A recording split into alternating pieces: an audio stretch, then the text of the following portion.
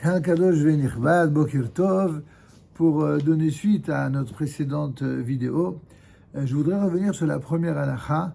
Nous en étudierons bien sûr beaucoup d'autres après, mais sur la première halakha que nous avons exprimée de façon assez générale en nous contentant d'expliquer le pshat de ce que le Mechaber, Rabbi Yosef Karo ainsi que le Rama, Rabbi Moshe Sales ont exprimé. Il y a malgré tout deux points sur lesquels je souhaiterais un petit peu m'appesantir parce qu'ils nécessitent, semble-t-il, une précision, c'est-à-dire d'abord la notion même de Selichot. Qu'est-ce que c'est que ces fameuses Selichot? Qu'est-ce que c'est que cette demande, cette sollicitation auprès d'Akadosh Baruch Hu de demander pardon? Pourquoi? Et le deuxième point qui me semble essentiel, ce sur quoi d'ailleurs le Mishnah Berurah a longuement développé, c'est sur le Nohagim Lakum Be'ashmoret, c'est-à-dire on a le minhag de se lever tôt le matin. Nous savons qu'il y a des usages différents que l'on voit ici ou là, et notamment en Eretz Israël, où on entend que très souvent certains privilégient le fait de prier, disons, dans les conditions qui sont les plus facile à réaliser pour ceux qui travaillent dans la journée. Et même si, bien entendu, nous comprenons et nous respectons infiniment la démarche, on va dire, bienveillante de ceux qui, notamment parmi les poskim modernes, ont donné une ouverture à ce niveau-là, nous verrons parmi les poskim actuels et encore plus les poskim anciens que les choses ne sont pas aussi simple que cela. Et nous verrons notamment que les Hashmorel, quand on parle de Hashmorel, il s'agit bel et bien du matin, tôt le matin, juste avant le lever du jour. Mais avant de revenir sur ce point, tout d'abord un mot sur les Selichot eux-mêmes. D'abord, d'où vient ce mot? La plupart d'entre vous connaissent évidemment le mot que tout le monde connaît en hébreu, le mot Selicha. Selicha, c'est même ce que les anciens reprochaient souvent aux tout jeunes Israéliens de ne pas savoir dire slicha, de ne pas avoir. Il y avait à ce sujet une petite plaisanterie sympathique que j'avais entendue d'un de nos rabbanim qui disait que lorsque les Juifs de France, eh bien, montent en Eretz Israël, eh bien, en général, ils n'arrivent pas à parler en hébreu, ils ne savent pas parler l'hébreu, et la seule chose qu'ils savent dire, c'est sliha, c'est pardon, et bevakasha, et s'il vous plaît. Et après simplement 5 ou 10 ans, leurs enfants qui sont nés en Israël, eh bien, ils savent parler couramment l'hébreu, mais d'une manière extraordinaire. L'adaptation est merveilleuse. La seule chose qu'ils ne savent pas dire, c'est liha, c'est-à-dire pardon, et bevakasha, s'il vous plaît. Ça, évidemment, c'est pour le petit sourire de début de shiur. Mais revenons, s'il vous plaît, à l'essentiel. Qu'est-ce que c'est que ce mot selicha? C'est quoi cette demande de selichot, de pardon? En vérité, les selichot désignent un ensemble de poésie. C'est pas une demande, je dirais, sombre de pardon. C'est d'abord des poésies dont l'idée principale est la sollicitation avec cœur, avec poésie, avec ferveur, la sollicitation du pardon des fautes. Et dans son sens large, évidemment, le mot sert de titre à l'ensemble des prières qui sont récitées dans la 3e fraction de la nuit, ce qu'on appelle justement Hashmoret HaBoker, et sur lequel nous allons revenir dans un instant. En fait, c'est dès l'aube, en guise de préparation à Rosh Hashanah et à Yom Kippour, que ces moments, il est raoui. Comme l'explique très clairement le Mishnah Berurah, qui reprend lui-même d'ailleurs le Bayer Hetev, il dit à propos de Nohagim, Lakum Be'ashmoret, on a le minhag de se lever tôt le matin, parce que des Sof Halayla, Kadosh Baruch Hu, Shat Ba'olam Hazeh Vehu Ed Ratzon. C'est la reprise de ce qui est marqué dans la Gemara de Brachot, selon laquelle, eh bien, Akadosh Baruch Hu, en quelque sorte, il répond sa présence dans ce monde-ci, et c'est un moment qui est particulièrement Ed Ratzon, un moment d'agrément. C'est-à-dire qu'à ce moment précis, dans les 24 heures de la journée, eh bien, il y a un moment précis où Dieu est beaucoup plus à l'écoute et beaucoup plus, si on peut s'exprimer ainsi, bienveillant que tout le reste de la journée. Et donc, ça n'est pas par hasard si ça a été appelé Aret Rasson, un moment d'agrément. Et je poursuis, Umash Nahagu Melosh Chodesh. Et la raison pour laquelle certains, c'est-à-dire les Sfaradim essentiellement, ont pris l'habitude de faire les Selichot depuis Rosh Chodesh, c'est pour reproduire une attitude historique qui est celle de Moshe Rabbeinu, chez Az Ala Moshe Be'al Sinai Lekabel Uchot Aharonot, puisque en effet, Moshe Rabbeinu, après la faute du veau d'or, était retourné auprès de Hakadosh Baruch Hu au mont Sinaï afin de recueillir les nouvelles tables de la loi, les dernières tables. Et ainsi, comme l'atteste le texte, eh bien, toujours historiquement, ils ont sonné du chauffard dans le camp. Et Moshe ala lahar, Moshe donc est monté au sommet de la montagne, et chez Lo Yitz'u Od Ahar Avoda Zara, et ce afin que par ses prières et par le fait de monter, de prier, de recevoir, d'entendre et de ne pas ni boire ni manger pendant ces 40 jours, eh bien, tout ceci a été fait dans une seule intention, c'est que désormais, plus jamais les enfants d'Israël ne tombent dans cette faute suprême que fut la faute de la Avoda Zara, par la faute du veau d'or. Et ça, cette attitude-là, cette attitude historique qui s'inscrit dans le temps, dans les cœurs et dans les âmes du peuple d'Israël depuis l'époque jusqu'à nos jours, eh bien c'est ça qu'on appelle Aït Ratson, un moment d'agrément, c'est-à-dire dans la dernière partie de la nuit. Comme l'explique là-bas la Gemara dans Brachot, qu'il y a plusieurs mishmarot, il y a plusieurs gardes dans le ciel, et ces gardes ont des retombées également sur terre. Et c'est la raison pour laquelle c'est Aït Ratson. Et il y a Ve'ika Asmarta Mikra. Il y a évidemment un appui scripturaire qu'on appelle ici une asmarta, une sorte de condition qui vient nous exprimer le contexte dans lequel cela a été exprimé.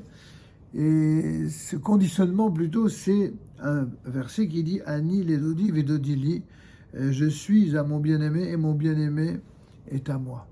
C'est une véritable déclaration d'amour dans les deux sens. Et en réalité, ce terme qui est connu et qui est cité absolument partout veut simplement dire que les initiales de ces 4 mots qui forment le mot de Elul, Ani, Ledodi, Vedodili, tandis que leur finale, elle, comptabilise les 4 Yud correspondant aux 40 jours où Moïse est resté, Moshe Rabbeinu est resté sur le mont Sinaï. Mais en vérité, il y a un autre verset qui est également cité par le Mishnah Berurah, dans lequel il est dit, cette fois-ci, dans le Deutéronome, au chapitre 30, verset 6, Umal Adonai Elohecha et levavecha ve et levav zarecha. Dans le mot et levavecha ve et levav zarecha, là aussi, il y a l'acrostiche de Elul. L'Éternel, ton Dieu, circoncira ton cœur et le cœur de ta postérité.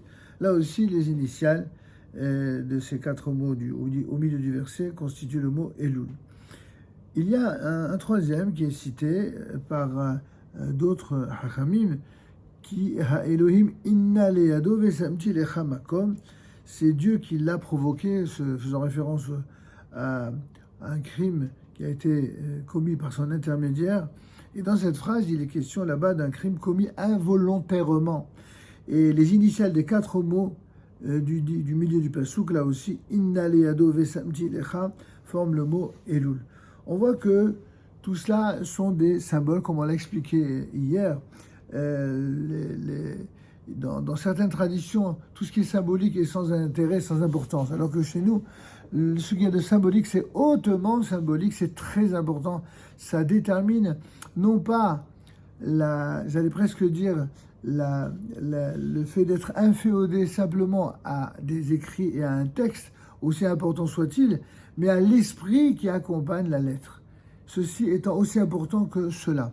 Et donc c'est vrai que nous qui avons grandi dans une famille rabbinique où on s'était habitué à entendre chez nos anciens et nous-mêmes avoir réalisé cela depuis tout petit, à nous lever très très tôt pour aller au Selichot le matin, c'est-à-dire à 4h, 5h du matin.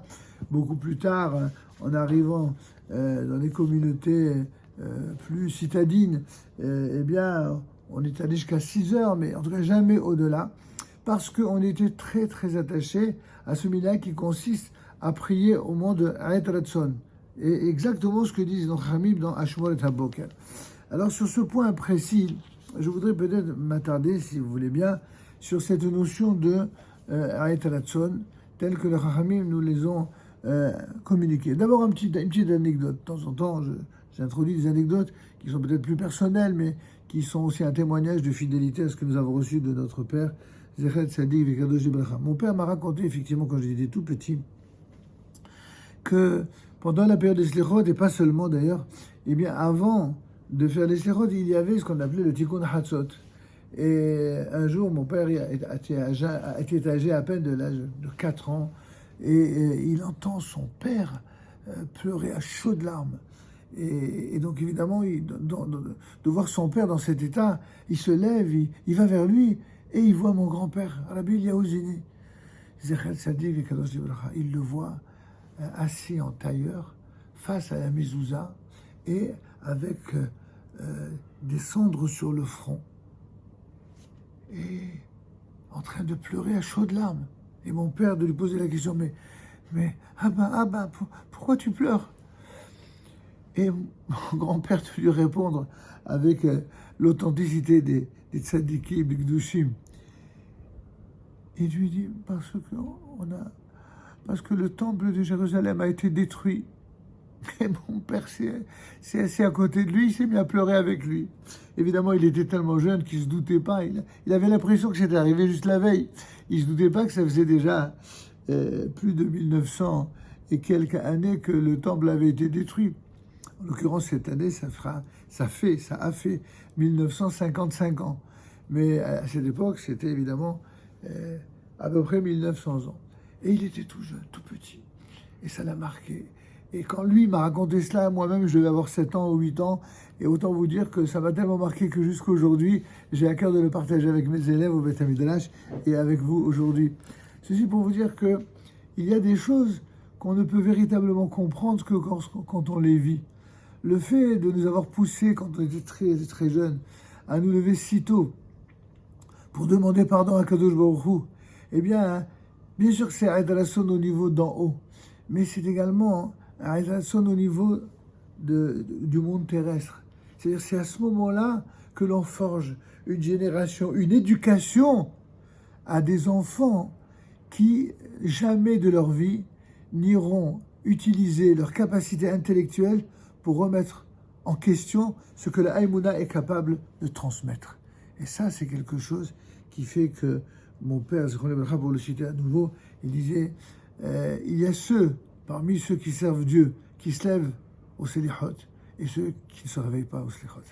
C'était une manière de dire que, évidemment, loin de lui la pensée de discréditer qui que ce soit, mais pour juste faire comprendre que seuls ceux qui vivent les Selichot, avec les efforts que l'on doit produire pour se lever et faire ces Selichot avec tant de ferveur et de kavana, eh bien c'est cela qui permet d'être à l'écoute vraiment de HaKadosh Baruch Hu et de développer une avodat d'Hashem, un service divin qui soit avec une émouna chez les bas. Pour terminer, mes amis, je voudrais juste insister sur cette grande machloket dont on a été l'objet, en tout cas dont certains se sont fait l'écho pour savoir à quel moment il faut, de façon idéale, est-ce qu'il vaut mieux faire les Selichot même le soir, mais au moins recueillir le maximum de monde, ou au contraire le matin, même si c'est plus méritoire pour ceux qui font des efforts, mais finalement d'avoir pas beaucoup de monde.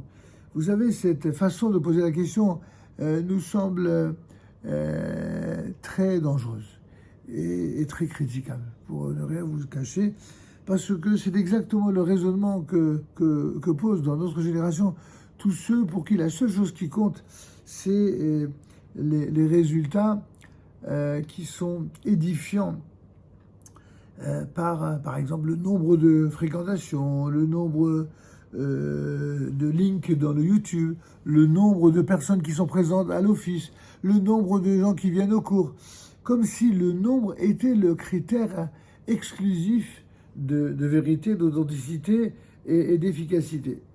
Et nous savons, en tout cas pour nous qui avons vécu dans une famille qui est restée fidèle à un esprit autant qu'à la lettre, eh bien on sait que avec, encore une fois, tout le respect que nous avons pour cette volonté de faire du nombre et du chiffre, ça n'est évidemment pas cela qui a permis au peuple d'Israël de rester peuple d'Israël.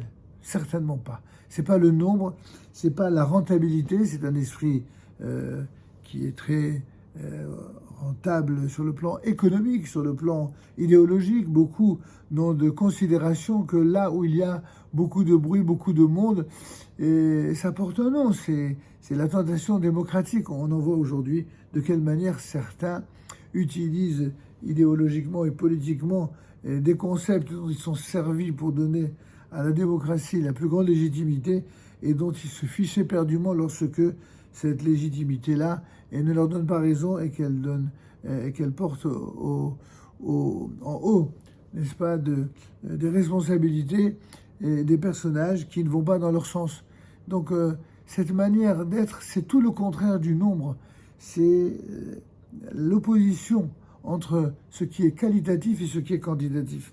Ce qui est quantitatif n'a de valeur que lorsque la qualité prime. Mais lorsque c'est au détriment de la qualité, le quantitatif n'est pas quelque chose sur lequel on peut s'appuyer, sur lequel on peut compter. Et je voudrais justement ici vous faire l'écho de ce que, lorsque le Mishnah Berurah a lui-même écrit et insisté en disant Besof halayla mashma shelo kodem lachen. A priori, ce que dit le Mishnah Berurah, c'est la note rapportée par l'édition du Mishnah Berurah de Dielshu.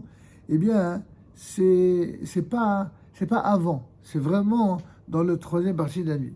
À ce sujet, l'auteur de l'équipe rabbinique de Dielshu a rapporté le Igorot Moshe dans les Shoot Igorot Moshe de Rabbi Moshe Feinstein dans Orach Chaim Chelek Bet, où il met en avant le fait que beaucoup se sont habitués dans la dernière génération, et parfois même de générations antérieures, de dire les Slichot, eh bien, au moment de Chatzot Laïla. Et pas de le faire comme le recommande le Mishnah Berurah, comme le recommande le Beth Yosef, comme le recommande tous les Gdolei Israël de pratiquement de tous les temps, à savoir dans la troisième partie de la nuit. Et effectivement, dire les Slichot durant la nuit avant Chatzot, eh bien, on a vu dans le Siman Taxa au Saif Katan Yudbet que il n'est pas souhaitable, les Chatrila, de dire la moindre des Slichot et non plus les 13 midot de Adonai, Elahum et Hanoun, et ceci, sauf à l'exception peut-être de Yom Kippour selon certains avis. Et il fallait au contraire commencer, les Atril, l'Omar, Ashrei, Oposkim, Lecha, Adonai Tzedaka, Shomei, Ad-Nefileh, Adra, toutes les choses que nous avons, selon les différents minhagim, l'habitude de réciter. Maintenant, avant Chatzot, le Gaon Rabbi Shneur Zalman Auerbach, dans Alichot Shlomo, sur Rosh Hashanah, eh bien, lui dit que cela est boutar même les Chatrila. Et la Sidra de Dielshu, qui est une Sidra merveilleuse, un travail rabbinique exceptionnel de recension des Mekorot, et qui est très riche, encore une fois, de compléments d'informations sur les halachot. La seule chose que nous regrettons avec beaucoup de respect, c'est que toutes les autorités qui sont citées, qu'il s'agisse du Grot Moshe, qu'il s'agisse du Gaon Rabbi Shlomo Zalman Auerbach, du Maran Eliashiv, Rabbi Shlomo Eliashiv, qui est un Gaon Hatsoum, qu'il s'agisse du Rav Kanievski, tous ces géants qui sont des gens incontestables et qui sont d'ailleurs incontestés par nous, évidemment, sont une richesse formidable, une lumière formidable. Et la seule chose que nous regrettons de la part de toutes ces équipes rabbiniques qui font des recherches de halakha pour mettre en avant le Da'at Torah, c'est d'occulter, mais de manière totale, tous les avis de nos hachamim, Sfaradim en général, et Sfaradim d'Afrique du Nord en particulier. Et pourquoi nous le regrettons? Parce que ça donne à penser, notamment aux Sfaradim, dont les parents étaient plus ou moins traditionnalistes, même très pieux, mais qui ont perdu un petit peu le pied sur l'étude de la Torah, que finalement, il n'y a d'avis de halakha et de posek que dans le monde de nos frères ashkénazim. Et ça, je pense que c'est un manque de kavod pour tous les hachamim qui viennent d'un autre univers, un vrai manque de kavod, et c'est aussi un manque de kavod pour Akadosh Baruch Hu, qui a décidé et a décrété qu'à la fin des temps, il y aurait un kibbutz galuyot. Or, le kibbutz galuyot, c'est le rassemblement des exilés. Or, le rassemblement des exilés, c'est pas le rassemblement des idolâtries, c'est le rassemblement de la Torah, de tous les gdolés d'Israël, de toutes les contrées du monde. C'est ce que certains parmi nos poskim ont eu à cœur de mettre en avant. C'est ce que faisait notamment Bismano, Rabbi Shalom Essas, Zechet Tzadik Vekadou Bracha. C'est ce que font de nombreux Talmidei Chachamim de notre génération qui, malheureusement, n'ont pas toujours le droit de citer. Et c'est ce que nous allons essayer de corriger dans les prochaines vidéos où nous montrerons par d'autres autorités et d'autres grands Talmidei Chachamim qu'il y a nécessité ici, et par fidélité au Chachamim, et par fidélité au Minhagim, eh bien, de montrer aux générations qui viennent que c'est seulement la fidélité aux Minhagim, lorsque ces Minhagim ont été vécus et respectés par des générations entières, quels que soient les lieux dans lesquels ils ont été vécus, qu'on enseignera à ces nouvelles générations la fidélité à ce que mon père appelait la fidélité à la fidélité. C'est pour ça qu'on respecte les Minhagim. Ershenohagim Bahalacha. Le minhag, c'est cela, c'est comment nous vivons la halacha psuka, ainsi que la manière de la vivre chez les Talmidei Chachamim qui l'ont vécu. Et pour terminer par une toute dernière anecdote, eh bien, mon père m'a raconté que quand il était tout petit, il entendait sa mère, Tzadek El Bracha, qui disait à mon grand-père, tu sais, le petit, il est trop petit, laisse-le dormir, ne va pas l'amener au slichot, c'est tôt, quand il sera plus grand. Et mon père, en ayant surpris la conversation, qu'est-ce qu'il fait? Il décide de prendre les chaussures de mon grand-père. À l'époque, c'était pas la génération d'aujourd'hui où certains ont dit c'est 15 paires de chaussures. Il avait une seule paire de chaussures. Alors que lui-même, il était cordonnier de métier, exactement comme à l'époque du Talmud. Il avait une seule paire de chaussures, et pas plus. C'était celle que... Qu'est-ce qu'il fait, mon père?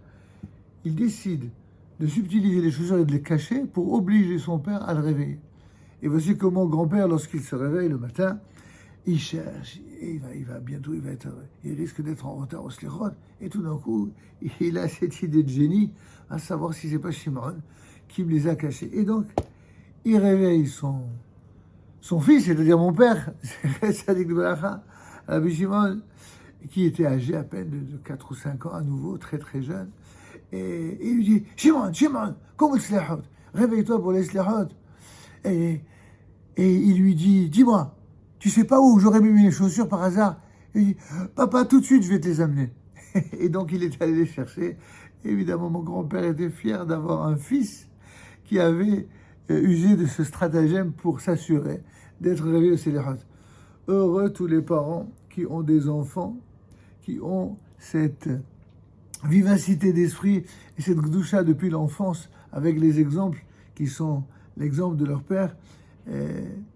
On a beaucoup plus dans la génération des gens qui disent oui, il est trop petit, il est trop jeune, il a le temps pour cela. On n'a jamais le temps pour enseigner la Gdusha et d'inciter au courage, bien entendu. Après, chacun devra faire en fonction des capacités réelles ou supposées de l'enfant. Mais une chose qui est sûre, que lorsque l'on motive à la Gdusha, à condition toutefois d'avoir motivé l'enfant à se coucher très tôt la veille et de pouvoir, sans conséquence sur son activité scolaire, eh bien, le réveiller pour les slichot. Alors je laisse un appel à ceux qui sont autour de nous et à ceux qui sont dans leur communauté respective. C'est puisque cette année, Zed Hashem, les slichot tombent en pleine vacances, que ce soit ici ou en Eretz Israël. Alors profitez-en, messieurs, pour inciter vos enfants, vos jeunes enfants, à les amener au slichot. Vous ne le regretterez pas. Quant à vous, mesdames, si tant est que vous écoutiez ce genre de vidéo, eh bien, sachez qu'une Eshet Chayil, c'est celle qui pousse son mari et ses enfants pendant la nuit à justement prier à Kadosh Baruch Hu, en sachant que lorsqu'on a un mari qui prie Dieu très tôt pendant la nuit et un enfant qui le fait, c'est s'assurer la bracha non seulement pour son mari et ses enfants, pour soi-même, mais aussi pour tout le Klal Israël. Cette bracha que nous vous souhaitons à tous du fond du cœur. À demain, Bezrat Hashem. Shalom Aleichem.